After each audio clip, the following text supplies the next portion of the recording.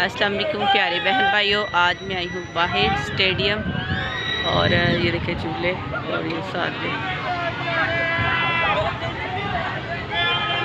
बच्चों को एंजॉय करवाने के लिए।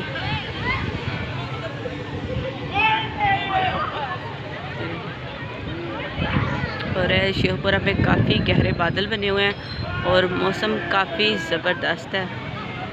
और मेरी बेटी इसमें बैठी हुई है और दुआ करें मैं जल्दी से ठीक हो जाऊं, क्योंकि कल परसों की मेरी तबीयत बहुत ज़्यादा और काफ़ी लोग आए हुए हैं इधर।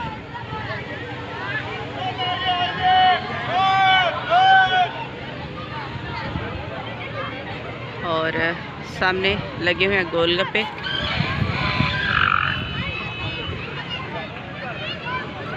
आ जाए जिसने झूले लेने हैं। तो मैं तो इंजॉय फ़िलहाल नहीं कर रही क्योंकि तबीयत बहुत ज़्यादा मेरी ख़राब है।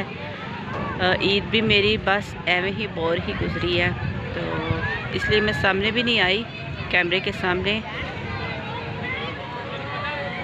तो चलते हैं थोड़े आगे की तरफ।